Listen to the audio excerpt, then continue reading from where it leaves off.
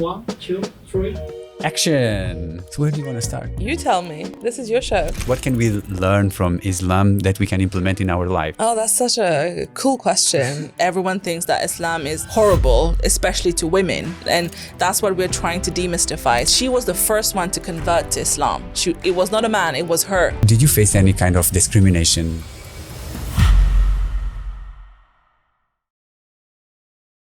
What was the most important thing that you saw in Islam that helped you to believe that's your journey?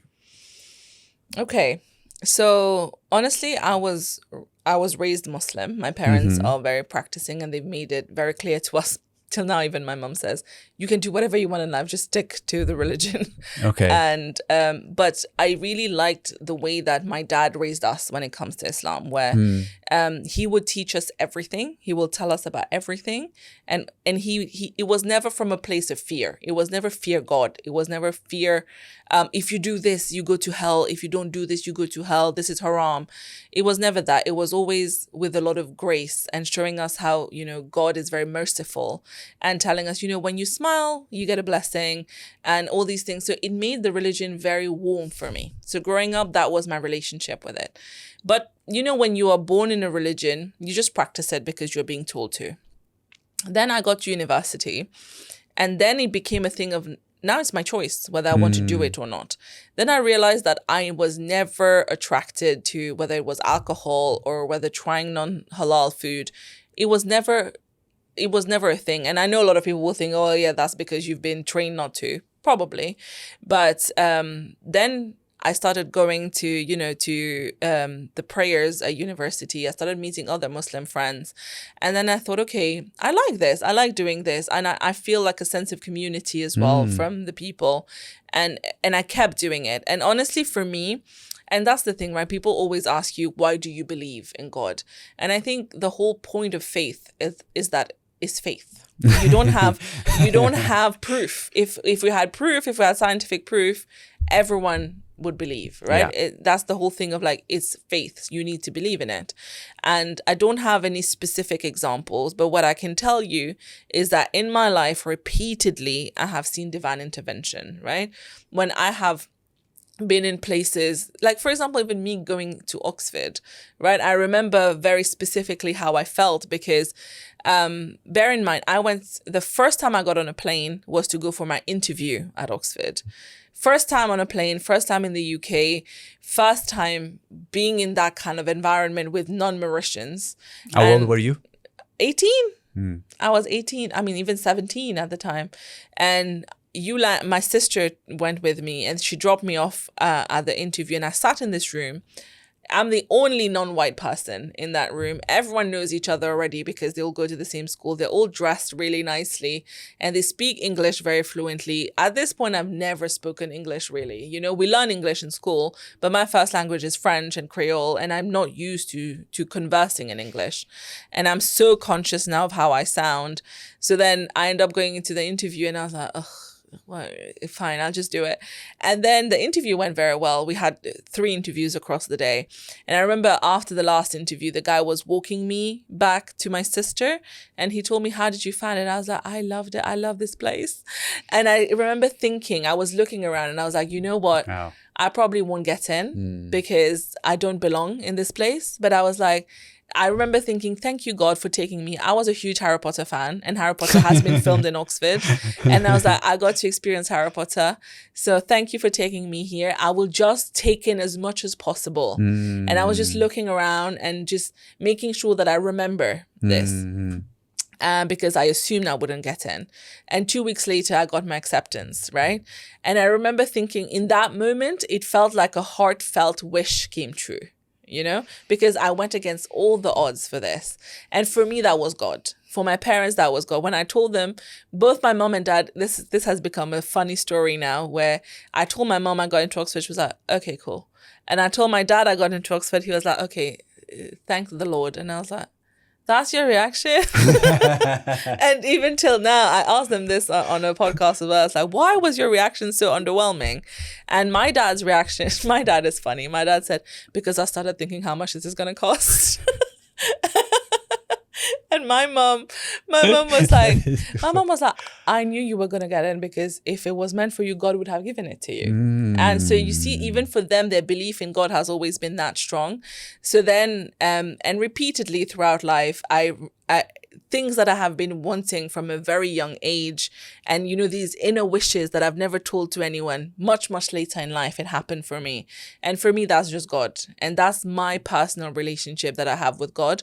And I still carry on that legacy of my dad of seeing the beauty in the religion. And that's why then it was Ramadan last year. And I think people didn't really know that I practice Islam, mostly because I don't wear a hijab. And that's why people think that they don't know. And then it was Ramadan and it was International Women's Day at the same time. And I was like, oh, both these things mean a lot to me, especially as a creator. I've never done anything around this. And I remember I was flying home in 1 week and I thought, you know what?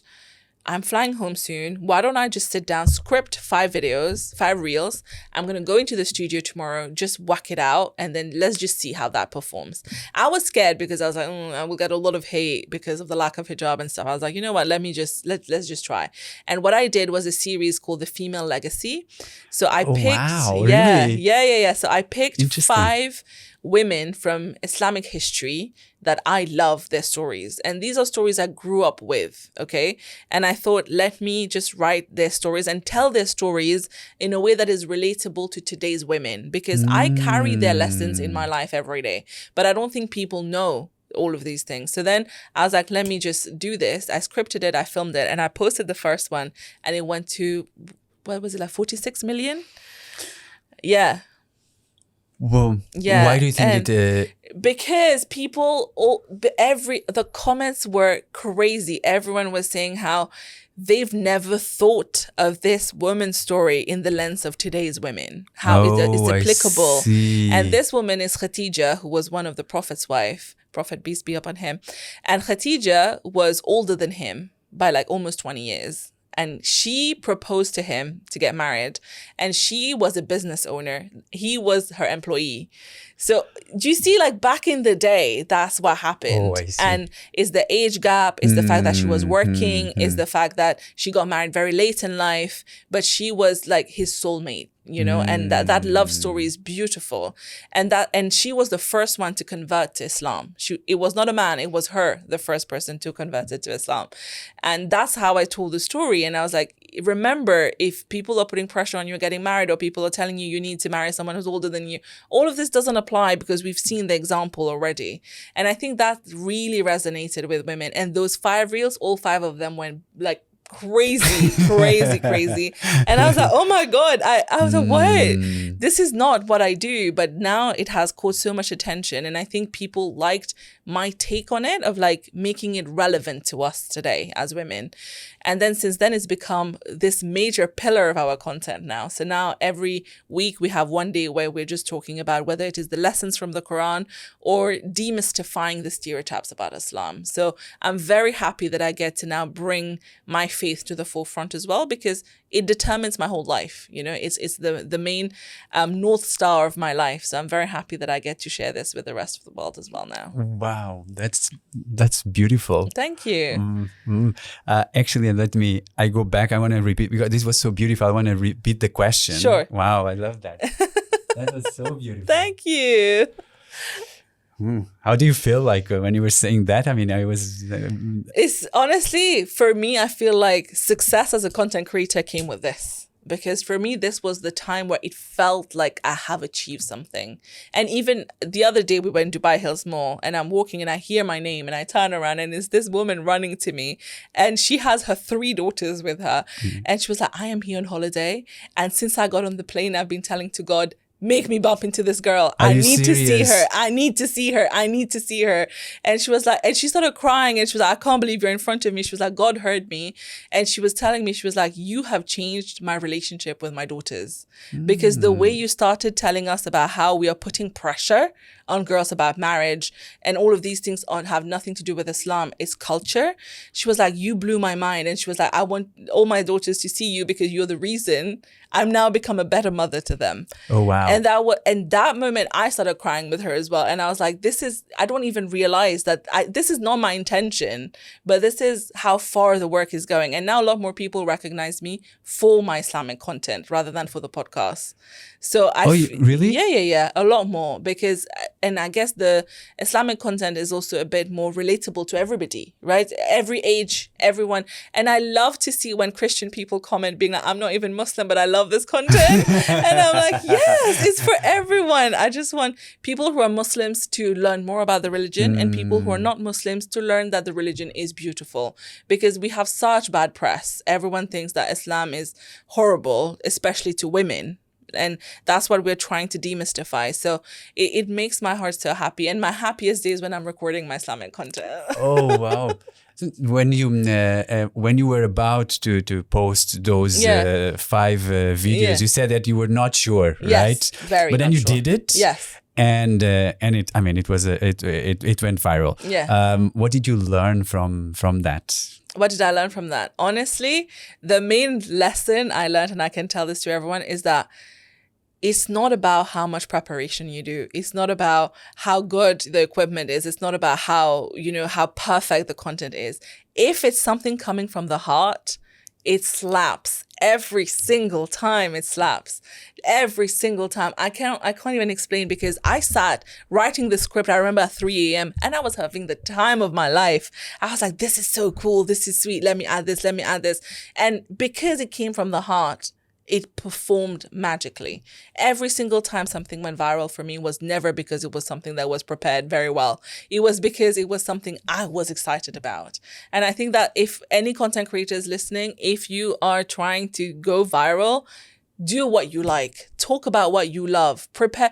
Think, what do I like that people will learn from? Because that's the best way you can create content and it goes well. Even back in the day before the podcast, I did a YouTube video and I had been wanting to do it for a while. And I sat my dad down and I told him, let's do it. We're going to talk about our ancestry, because ethnically we're Indian, but we were brought in during the British colonization, and we can't retrace where we're from in India because our ancestor came at the age of 7 on a boat without a name.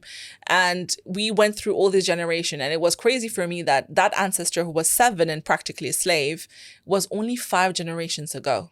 5 generations later, it's me who's gone to Oxford and Cambridge. Wow. And we talked about that on the video, me and my dad. And that YouTube video, at that time I had 5,000 followers and it went to 200,000 views. Yeah. That was my OG viral video. So even that, it was a pure work of love, and I think every time that you love this story, you love how this is being said, you love this type of content, just push for it. And that's what I'm doing now. Obviously, there needs to be a balance. There is the work part of it that you need to do to carry the channel forward. But every now and then you need to experiment with things that you absolutely love. Yeah, and also you can always connect that with your mission, right? Absolutely. And then it works. Yeah.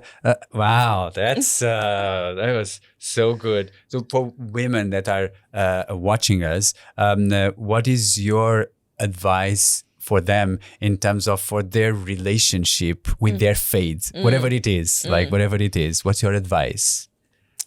I think whichever faith you're following, I think the main thing you need to know is your why, right? Why do you believe in this faith? Okay. Because as I said, a lot of us are born into it and we just accept it. So there's not this strong association with it. It's just something that was thrusted onto us.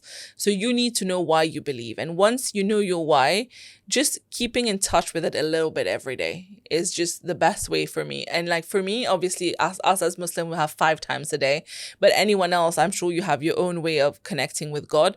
But for me, and I know a lot of people hate it when I say that, but for me, God is my best friend, right? And it's just someone I confide in, someone I tell all my deep, darkest secrets to, someone who I complain about, someone who I give the names of people I hate to. And, it's just, this is my best friend. And we just go through life together. That's how I see faith. And I think what I absolutely hate is when people use religion as a stick to beat others into submission. And never let religion become that. Never let religion be the, oh my God, God, if I do that, I'm going to go to hell. If I don't do that, I'm going to go to hell, because that's not how religion is meant to be. That's not faith. God is merciful. God is there to just make your life better. And at the end of the day, what is religion? Religion is just a compass. It's a set of values to make us better people. So however religious you are, if you're practicing, but you're horrible to people, what is the point of that?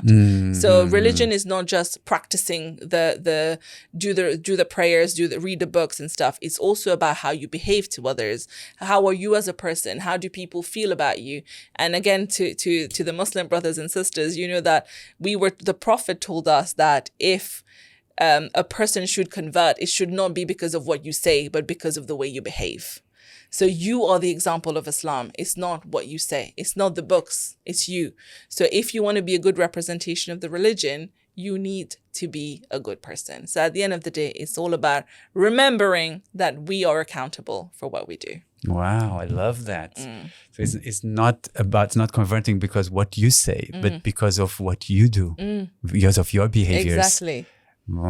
Yeah. What can we learn from Islam that we can implement in our life? For example, for me, what can I implement in my life learning from Islam? What is the one thing that I can get? Oh, so, for us, in Islam, charity is a very big part. And by charity, I don't mean giving money. Yeah. Charity is also in giving your time, in giving your knowledge. And as I mentioned earlier, for us, smile is a blessing. So if you smile at someone, you automatically earn a reward. It's like brownie point tick.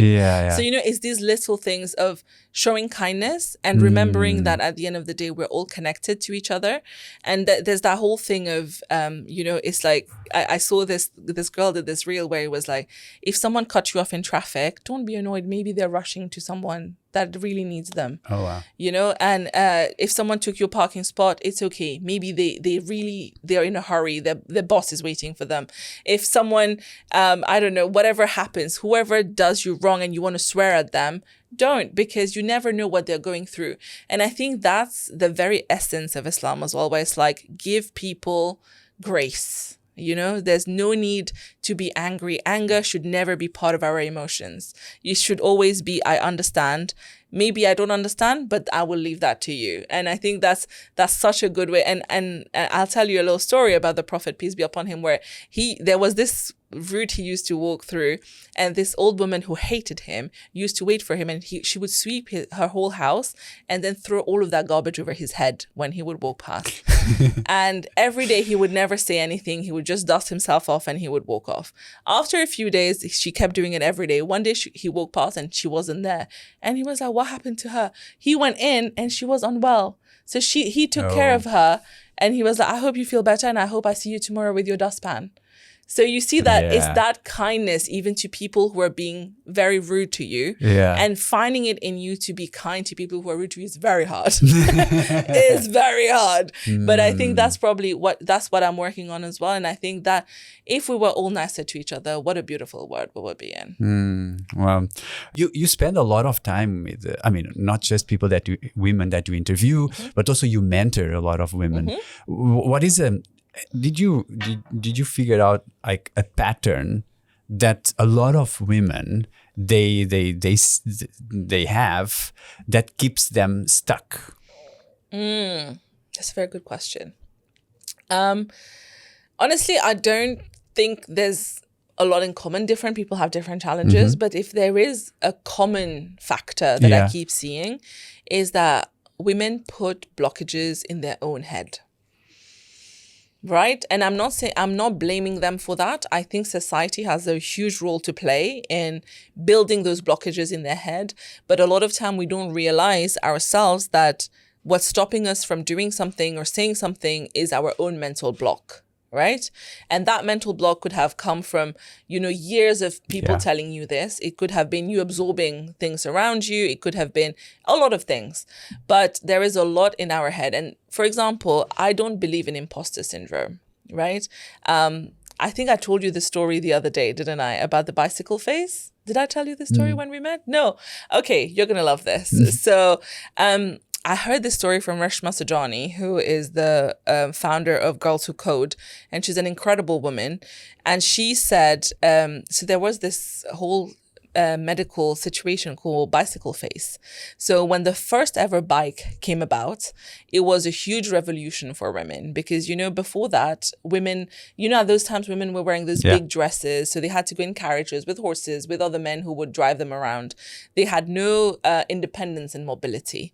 But then when the bike came about, they were like, oh, now I can just get on my bike and pedal away and I can travel to places. And at that time was when women were starting to congregate to talk about their rights to vote, their rights to things.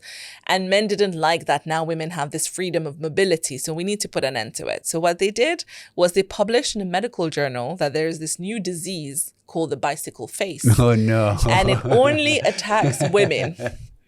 And the symptoms were very much the symptoms of riding a bike, flushed cheeks, your calves getting bigger, your hair being pulled back. But it was just, and side effects of riding a bike, which would happen to men as well. And all the women panicked. They were like, we're going to go bald, our skin is going to fall off. So they were like, okay, it really put an end to women cycling. And many, many years later, when the first woman who became a doctor who joined the medical council in America, the first thing she did was discredit bicycle face and remove it from the Journal of Diseases.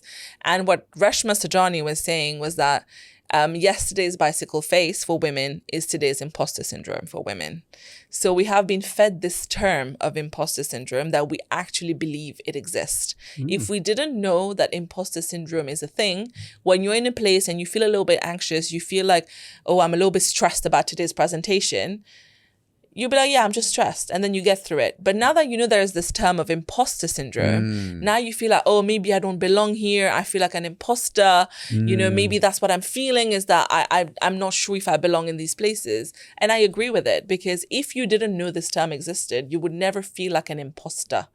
Okay. Right? But if we eradicate this term of imposter syndrome, you will just feel a little bit nervous. Today, I'm just a little bit nervous. I'm a little bit stressed. But you won't question whether you belong there, whether you are an imposter or not. And I think that's one common factor I see across women and men, to be honest, especially the younger generation. I feel like we keep feeling like we don't belong in places. We keep questioning the validity of the seat that we have at this table.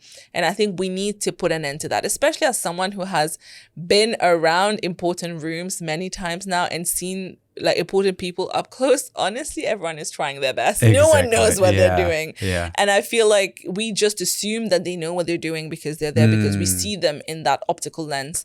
But I think if we were to just stop questioning our worth and whether we belong there, you are there. Just full stop, see what's next. And I think that's one thing I keep working on, especially with people that I work with, is that let's break down that notion of do I belong there or not?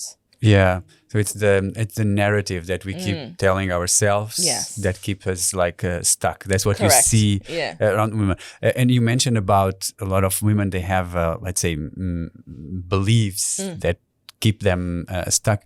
What was a belief that yourself you had to break in order to help you to progress in your career? Yeah, absolutely. I think for me, the biggest unlearning I did in my career, which took a while, was, the idea of the sunk cost. So because I kept thinking I spent my whole schooling studying science. I did 4 years of engineering. I did 4 years of a PhD in science. So that's a lot of years already spent in this. And then to leave that and go into, firstly, I went into the corporate world, but that felt like a smoother jump because I could still use all of that. I'm still in a high flying job. And my whole life I was training, to become that girl who has like a high earning job. The idea was you become a partner at a company and that, you just rise up. And the unlearning that I had to do was, if this doesn't serve you, it doesn't serve you. You don't need to think about the number of years that you've invested in this, the amount of money you've invested in this, the amount of time, blood, sweat, tears, everything that has been invested in it. It ends here. It doesn't mean you commit the rest of your life to it just because you've wasted this. It's not even a waste, right? And I think that was a huge thing that I had to coach myself through, right? I had to say, it's okay. It doesn't mean it's a loss. And there's that whole notion of like, but what will people say? People will think that you didn't do it. You couldn't cut it. You didn't have it in you. And you wasted that Oxford and Cambridge degree. But then that was when my learning had to come through. I had to be like, but does that matter? It doesn't, right? What matters is my happiness. I need to be optimizing for my happiness. So if this doesn't serve me, I need to move. And do you remember what helped you the most to, I mean, of course now you're telling here, but I believe that there was a journey to get there. What helped you the most to overcome that? Honestly, I think is by doing it. I think a lot of people can give you advice. You can watch a lot of videos. You can read a lot of books, but doing it in practice and repeatedly doing it, even when you're not fully convinced, even when you're very scared. Yeah. And I've always said this. Yeah. I've made my decisions and made moves when I was terrified. You know, I quit my job terrified. I went full-time as an entrepreneur terrified. But if you don't, because you can't wait for you to not be scared. Yes. No, the fear never leaves, right? No one feels 100% ready to go. So if you want to achieve anything in life, you need to do it scared. And everyone I know who has made big moves successfully are people who've done it scared. And I think that's the only way I did it was, you know what? Let's put blindfolds on, forget everything else. You have a vision, let's just try it. Do it a little bit scared and just stay focused on, I need to try this. I need to do this. What's the worst case scenario here? No death, we're fine. Yeah. But it looks like the first step was a bit like mental, but was about understanding that more important than a title or a degree or something, it's your happiness. Of course, right? Of course. And when you understood that, then I mean, okay, then the decision is like, what do I want? It's clear. The decision is clear then, right? And then what you say is about, after it's about, okay, then it's difficult, of course, but then you need to keep taking steps, keep taking decisions till you feel more confident. Yeah. And then you move through, right? And you move forward. Yeah. And out of those decisions, I mean, you took a lot of decisions, you know, I mean, not just like coming from Mauritius to London to Dubai. I mean, from a doctor, an entrepreneur, you know, what was the most difficult decision for you? Most difficult decision? I think the most difficult decision so far has been leaving a full-time job to go entrepreneur. I hear you. I feel you. Right. The most difficult decision, but also the one I am most proud of. Wow. Because it was very difficult. And as you know, you've experienced it too. The instability that comes with entrepreneurship, the early years are so hard. And you have no idea which way it's going to go. You're just trying your best, you know, every day. And I always say that being an entrepreneur and a founder almost feels like being a plumber. And every day there's a new leak somewhere. Every day there's a new pipe that has gone bust and you need to fix it. And the pipe is never going to be perfect. No. The piping is always a little bit shaky. That's just how it is. That analogy. That's just how it is. Okay. And you just need to make your peace with it. And I think deep down as entrepreneurs, we all love it. We love this like constant action every day. Now you know you're a problem solver. You like the challenge. You do it. And I used to think that I would leave my job because it was hectic and I was working 18 hours a day so that I can have a better work-life balance. And I've never worked more in my life. And work-life balance is literally non-existent. But at the same time, the freedom of time is there. You know, if I decide I want to sleep till 11 today, I can, because I know I will just work the night. And that flexibility is there. There's so much goodness in being an entrepreneur. But yeah, that was honestly the most difficult decision I made. I kept thinking, I asked everybody under the sun about, do you think this is a good idea? And you get such a mixed bag of reaction. Then some people are telling you, oh my God, no. Some people are telling you, yeah, do it. Then you're like, well, we're back at square one. We still don't have a decision. But what helped me through that as well was a friend of mine, she helped me. We sat down and we planned the financials of what that looks like, right? So let's say you quit your job today. For the next 6 months, you don't earn any money. Oh, that's How nice. are we surviving for the next 6 months? Then we did a whole accounting. And I like the way she approached it. She was like, we don't want you to have to change or adjust your lifestyle. So how much is it going to cost you minimum to maintain that lifestyle for the next 6 months? Do you have that money saved? If you have that money saved, then take the leap. You know, and I think that gave me, when you see the proof as well, you see the numbers, you're like, okay, I can do it. I can survive 6 months. surely within 6 months, if it hasn't taken up, I need to go back to a job, right? So it gave me a deadline as well. It gave me more clarity. And I think my advice as well to anyone who's thinking about quitting the job is you need to do the homework. You can't just, just have like an abrupt decision of, you know what, I'm just going to quit. We'll figure it out. And you probably will, but it's a lot more risky. And also then you will feel more scared along the way. So, prep yourself, give yourself an emergency fund, make sure that you're ready to go, and then give yourself a deadline, because also you can't just beat a dead horse forever.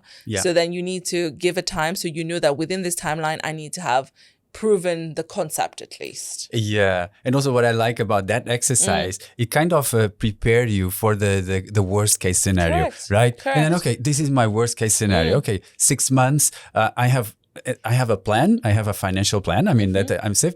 I can just explore, and that's good. And I think for me happened the same. I mean, I was avoiding for a long time because I was just afraid, and then it just it happened.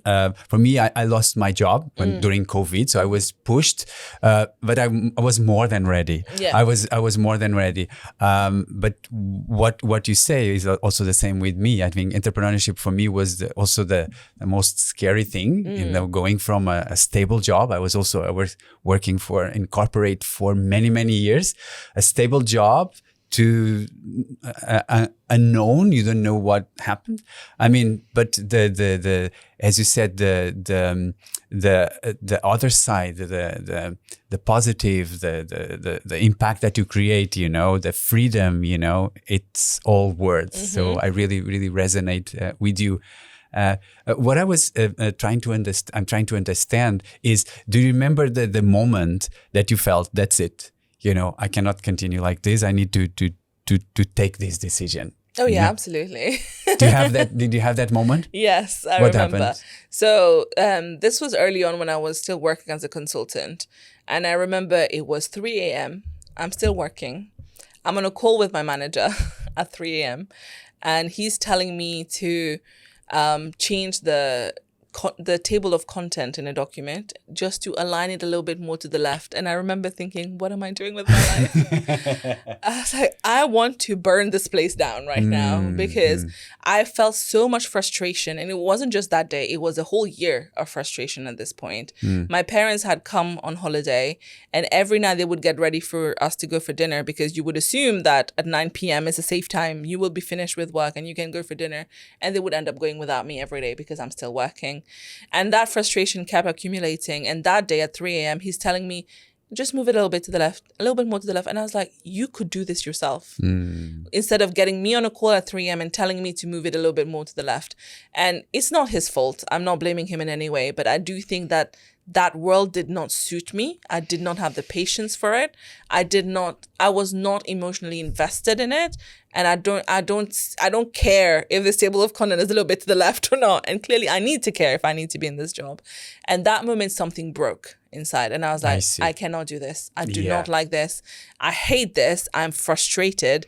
And I remember after the call, I switched off my laptop and I just sat there in silence for like 30 minutes thinking, what am I doing? And I was like, this is not right. And this is the moment where then it became more of a big priority of, how do I get out? Oh, I see. Yeah. I see. Yeah. So for the women that are watching us, and maybe they have a job, maybe it's stable, they have a nice life, but somehow they feel empty on the inside. What is your advice? What is the first thing that they can do when they are in that situation? See, I feel like self-reflection is very important, right? And I think we all experience life very differently. We all have a lot of factors impacting our happiness level.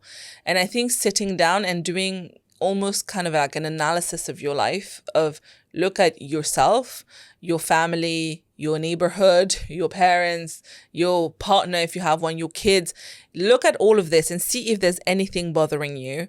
Then you go into the career place and then you see, do I like this job? Am I only doing it for money? And have I reached a point now where it's not worth it for the money? And another question I get all the time is, if I hate my job, do I become an entrepreneur? And my answer is no. Exactly. Like, not everyone can be an entrepreneur. Yeah. It's not the solution. It is not the shortcut to happiness either.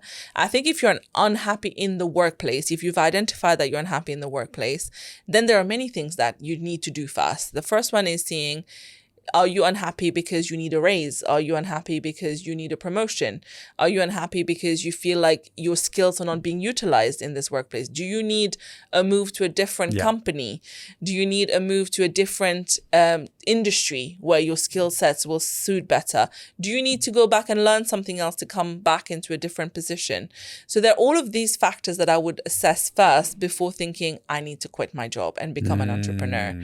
So never think that entrepreneurship is your only way out of a job. Yeah. Right? Entrepreneurship is only good for people that have a passion for something they want to build. If you don't have a passion for something to build, you will hate being an entrepreneur more than you hate your job. So always assess where the unhappiness is coming from in the job. It could be a bad manager. It could be that your workplace is too far from home. It could be many things. So just maybe you want a more flexible way of working. You want a bit more of working from home. So assess the work situations, find the problem, then you find the solution to it. Yeah. Yeah. And you know what? I think a lot of people, I hear a lot of people say that, but I don't know what to do. I think for me, a good place that helped me a lot, rather than being worried about what do I want to do, for me was what about what do I want to feel? You know? So in that helped me a lot in my life. I don't care about what it is, but if I know that I want to feel freedom. You know, I want to feel that I'm growing every day. In my case, I wanted to be surrounded by very inspiring people. I wanted to create impact. You know, when we are clear about all these things, then it's about, okay, you start moving in that direction about how do you want to feel. And then there will be many options open. And I agree with you. A lot of people have this dream of becoming an entrepreneur, but not everyone will have the profile to become an entrepreneur. Correct. So for me, it helps to be clear about what do you want to feel in your life, and then follow that, and then the what and the how will come. I love that. So that really, really helped me. Okay, now for let's say women that want to become an entrepreneur, how do I have clarity about what to do? Because I mean, there's so much that I want to do, so many things. How do I get clear about what to do?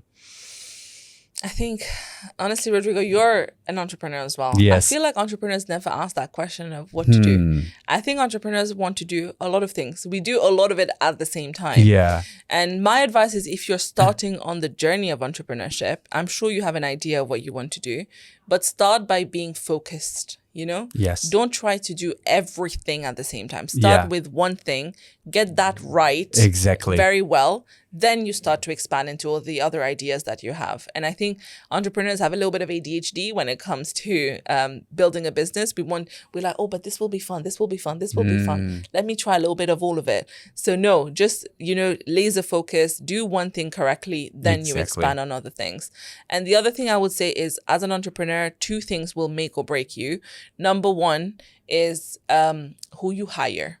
Your team is extremely important, because if your team doesn't buy into your vision and they are there because they treat it as a job, they are not your right team. They need to be invested with you in this company. They need to believe in you, because the company will go up and down, up and down, up and down. So they need to be able to ride that wave with you.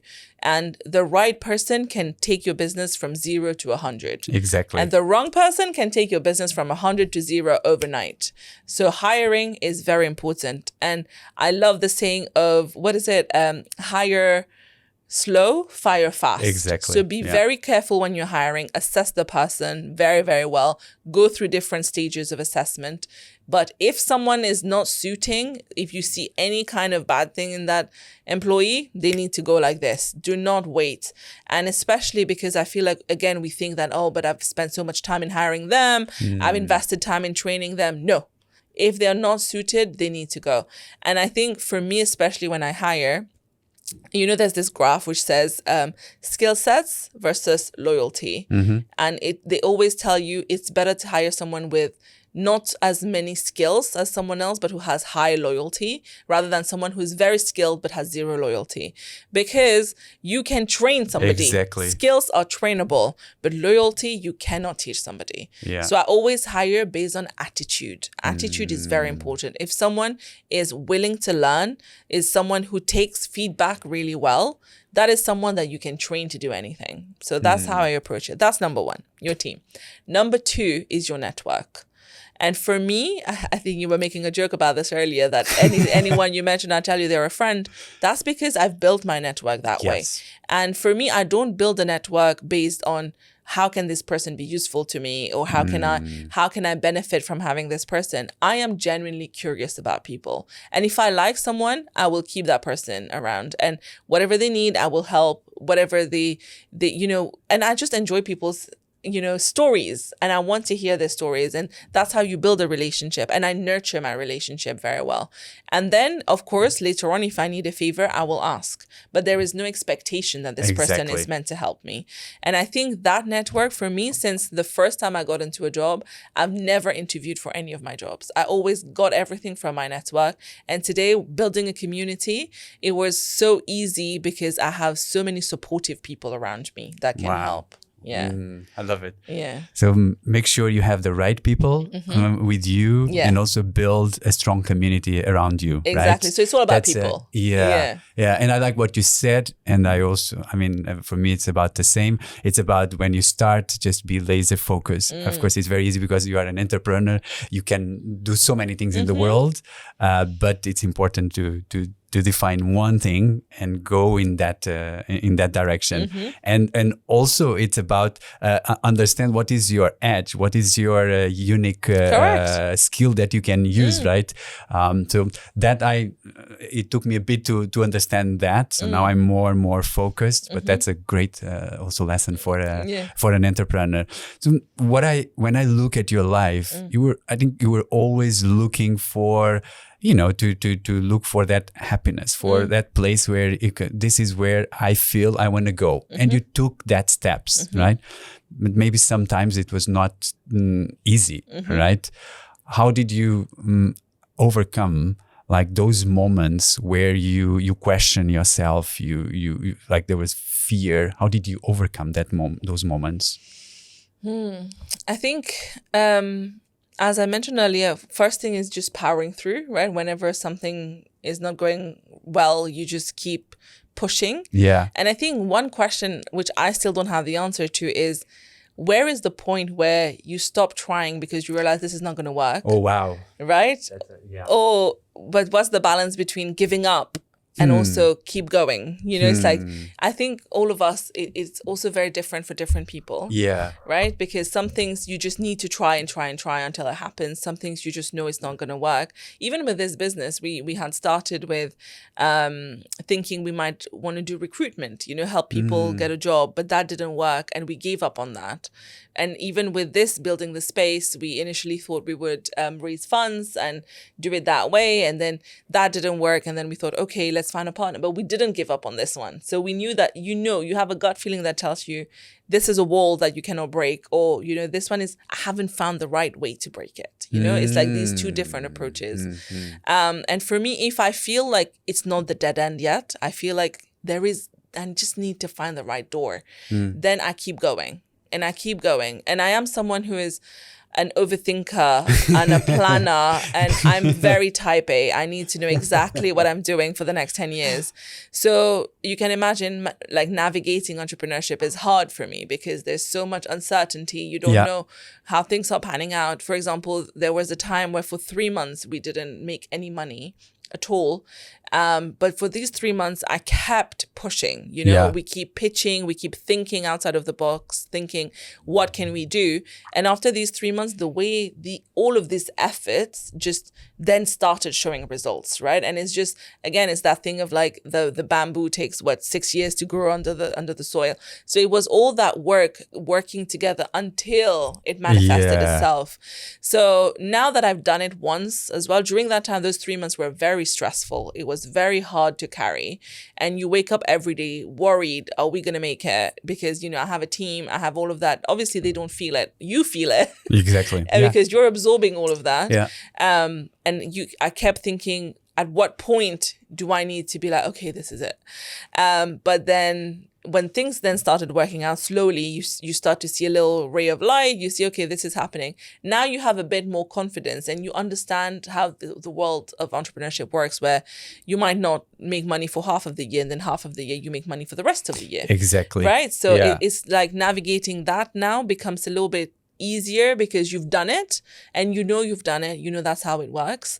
So again, it's like proof is in the pudding, as they say, is that you just need to just do it. Yeah. And then once you've done it, you build that muscle as well, that you now know that, okay, I got this. This is a hard time, but I have survived 100% of everything that has been thrown at me so far. So we can do it. Yeah. So, and also, I mean, you that muscle, but also understanding that whatever you do, it compounds. Yes.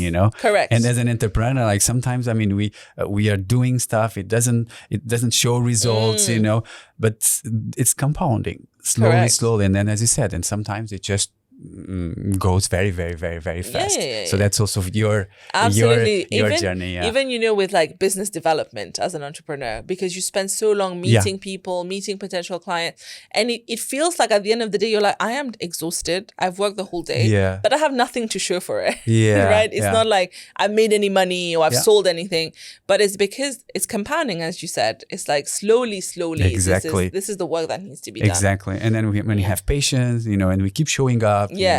Consistency. Yeah. Okay. So I mean, we understand we are in the same journey, and understanding a little bit your inner journey. Is there something, any inner battle that you are still fighting right now? Oh, inner battle.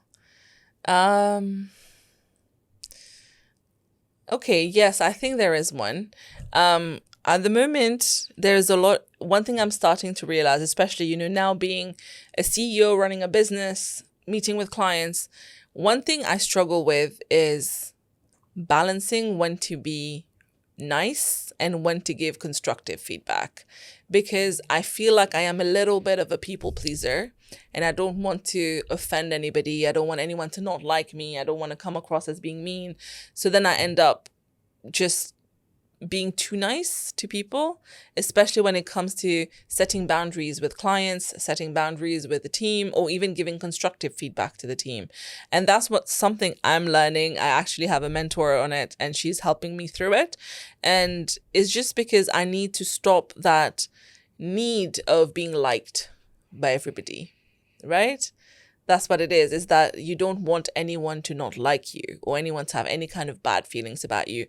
But that's interesting for me because online, I get hate a lot.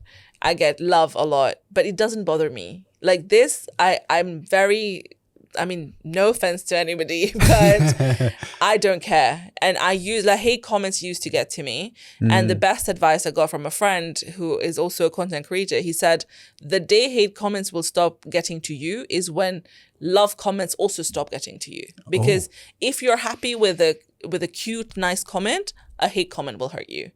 So that's when I started to detach myself from whatever people say online, because that's how you feel about the persona of me online. That's how you feel about my content. And I love that you love my content. I really appreciate that. But I don't take anything that they say about me personally, whether they love me or they hate me, I don't take it. Right? And that's been a good way. So it's interesting because I'm very happy with that. I see people hating on me. I'm like, okay. But in person, I'm like, nobody can dislike me. I need them to like me. Where do you think that comes from? I don't know. I think it might, again, be the like type A personality, and growing up in a way where I was always liked. I was very popular. I've always grown up in school. I was popular. In university, I was popular. I'm online. There is that little center of attention kind of like ego here, of course. Any creator is. But I think I'm so used to people liking me that if someone doesn't like me, I take it personally. And even if I don't like that person, they still need to like me. Yes, that's what we're working on right now. Yeah. What did you do that has been helping you to overcome that? Because I think there's something that a lot of people go through that need to be liked, you know, and that impacts us in a lot of ways. What have you done that it helped you? So I think one thing I'm starting to put into practice is if something bothers me, I need to address it immediately, because I used to tell myself that if I don't address it, I should not address it now because my emotions are running high. I will process it and then talk to them later. But that's the avoidance, right? That's fully avoidant. That's you trying not to make anybody uncomfortable in the situation. So that's what I've stopped doing. So in a work situation, if a client or someone is saying something that I don't really like, I just ask more questions. I'm like, what do you mean by that? What does that mean?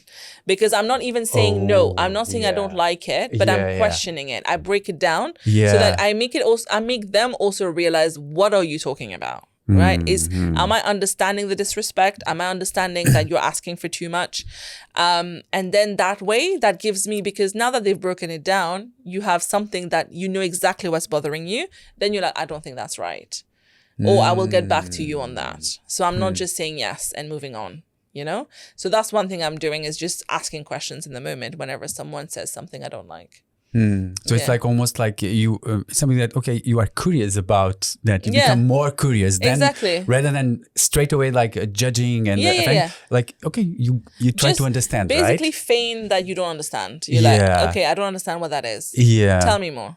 And you also put that person in a position, if they were being, you know, a little bit difficult, now they're a little bit embarrassed, right? Because now they're having to explain their behavior. I see. Yeah. I see. Yeah. I really like that. Yeah. I really like that. So our conversation is about follow what you love, right? And that's what you've been doing. I mean, and you've been shifting a lot. What is the other side? What is the price that you pay for doing that, to follow what you want, you know, and going against like sometimes the people, you know? What is the other side? What is the price that you think you pay? I think the first thing I will say is I also come from a very privileged position where I have very supportive parents. And I know a lot of people have to fight their parents to pursue whatever they want to pursue. And my parents, bless them, they are the ones who have funded my studies, but they are also the ones who have very much been like, do whatever you want though. Now, if that doesn't suit you, it's okay. So having that kind of comfort is a big privilege, right? And I recognize that. And the second thing is, again, because I'm educated, because I've had good jobs, I also know that if tomorrow I want to go back to a job and be employed, I can get it. So I know that is there. So I'm not really just jumping in a void, right? So I have stacked the cards in my favor where I know that if anything happens, I have a fallback plan. So that has definitely been there in terms of preparing myself for taking any pivot points in life. But at the same time, the price that you pay is your sanity. You know, and I feel like a lot of times we overlook the mental burden that you carry, because I put a lot of pressure on myself because I'm making this decision myself for once. I'm choosing this path, which I have no idea how it's going to turn out. So now I need it to work, right? So then that's why you put a lot of that pressure. That's one thing. And the other thing is, I don't think in my case it has been anything bad in terms of like, money or anything, because, you know, thank the Lord, like we've been very blessed. And now I make a lot more than I would have made if I was still in employment. But unfortunately, I think the biggest price I've paid until now for what I've done is losing people around me. And it's been a very hard lesson to learn. And I don't know what your experience has been, but I feel like the more you have a public presence, the more people assume that they can see your life online, right? So they assume, even though they are your closest friends, but now they think that they can see that's your whole life. They don't realize that this is the highlight reel of your life. This is all the good things of your life.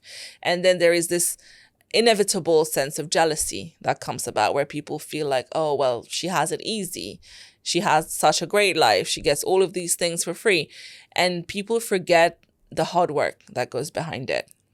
Oh. Right? And then there's a lot of that. I'll tell you, when the first time I went viral. Yeah, first time I went viral, the reel went to like 20 million overnight. It was crazy for me. At that time, I was getting 2,000 views. And the next day, a lot of messages started pouring in, very good messages from friends and family. And then some people had very weird reactions to it. One of my really close friends sent me a message saying, wow, who would have thought that you would go viral? I did. I thought. Yeah. Like, okay. Yeah. So you can see there's already like a sense of jealousy underlining it, and it's not coming from a good place. And then someone else sent me a message saying, oh my God, congratulations, Sheen. So happy for you. Just remember, virality doesn't last. But again, it's like, why do you feel the need to dampen whatever is happening here? And it was that mix of things. And then I see people's behavior change around me. I've seen things being said about me in group chats where people say that, why does she think she has something to say? Why should people listen to her?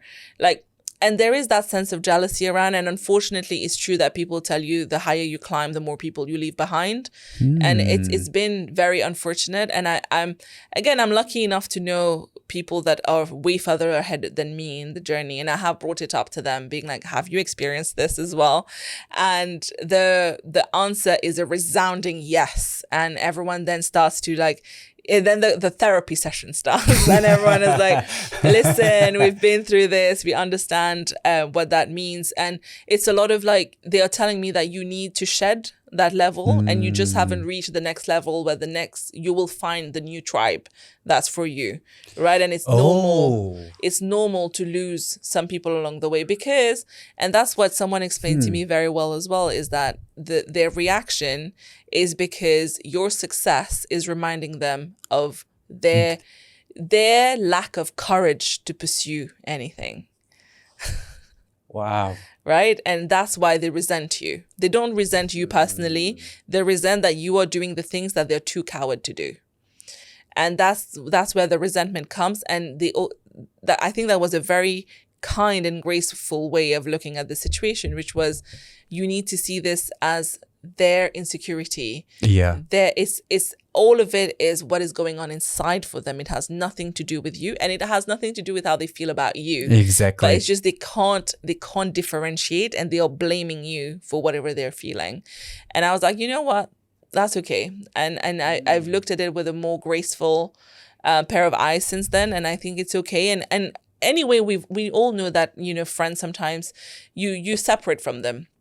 There's that whole thing of like, friends can be for a reason, a season, or a lifetime. And I think I still have my lifetime friends, and some people were there for a season, which is fine. And some people are there to teach you something, or maybe they needed something that you could bring to their life at that point. And that's okay. And, but making peace with like shedding friends that you thought would be lifelong is a hard lesson that I've had to manage. And, but yeah, it's very unfortunate, and it's sad to see that a lot of people go through that. And I just hope that it changes over time, but I don't see how it would. But, just be kind to your friends. And, that's the thing as well. I saw somebody post about this saying, if your friend does content online, like what they post, because why is it that our friends are the ones that do not like or engage with our posts, but strangers online are engaging with it? So why do you feel like I'm going to withhold my engagement from this post because they already got a lot of it? But you should be the ones who are supporting your friends the loudest, because they are trying their best and it's free. Like, you can help. And I think, unfortunately, a lot of creators and people whose work are public, right? Because a lot of people are doing way better than us, but their work is not public. It's not on social media, so we don't know. So they don't get that kind of reaction. But because our work is public, people start assuming that they know everything about you, which is unfortunate. So you're not even just telling about, okay, you are more exposed, you have your audience, you are even mentioned about people that are close to you, right? Yeah. Okay. Yeah. That is interesting. Yeah. I haven't been experiencing that maybe yet. I hope you don't. Yeah. But what I feel is that something that helped me a lot to in that journey about, of course, we are more exposed and we get, I mean, everyone has something to say about you, Of good course. and bad. What helped me in my case was to understand whatever people are telling about yourself, it's not exactly about yourself. It tells more about them than about themselves. Yes. It's about, as you said, it's not about if people are criticizing you, maybe it's about a pain that they have about something in their life. Maybe exactly. They didn't have the courage to do it. So that helped me a lot in this journey of being more exposed, wanting to do something big in the world, being more exposed, and understand whoever is around you and it comes and criticizes you, it's not about you, it's more about them. Correct. And I think we're just ending, I think to end, of course, this episode was, I wanted to focus on women, especially women who want to, who they have desires, they have dreams, and they want to take those decisions, but maybe they are not able to do it, or they are just struggling. What is one thing that you would love every woman that is watching us, that you would like to remember from this conversation? Okay. I would say one thing I would want everyone to remember is that the good days don't last and the bad days don't last. So if you're going through something bad, just know that there is an ending to it. And this is just very momentary. And that's one thing, there is hope at the end. And I think that we all have choices. We make choices every day. Yeah. And that the main mindset I will say to change is stop asking, why is this happening to me? Why am I in this situation? Because life doesn't happen to you, it happens for you. Yeah. So keep thinking, how can I make the most of this situation, or how can I get out of this situation? Stop thinking that you're trapped, because the minute you think you're trapped, your brain will believe you're trapped, and that's the rest of your life. So break out of that mindset of I am trapped and life is doing this to me. Just keep thinking, life is here for me. I'm here to live my best life as well. So I just need to figure out what is the root cause of my problem and what are the choices I can make. And never think that, you are in a corner, you're backed up in a corner and you have no choices. You always have a choice. A lot of times we avoid making the difficult choice. So just remember, you always have a choice. Just think how you can improve your situation, but starting with a good mindset is what you need, because the only thing that will carry you through hard times is a very strong focus and strong belief in yourself. And if you don't believe in yourself, nobody else will. Wow. What a way to finish our conversation. Thank you, Rodrigo. That was so beautiful. Thank you. I mean, I was inspired by your journey, but I felt really, really happy that I was able to go a bit deeper and understand more about the whys and how your inner journey. So thank you so much for sharing. And I'm very inspired by what you're doing. Keep doing. And thank you. Thank you, Rodrigo, you asked some really difficult questions. But thank you so much for having me. It was a pleasure to be on the show. Wow. Nice. Done? Done. Cut.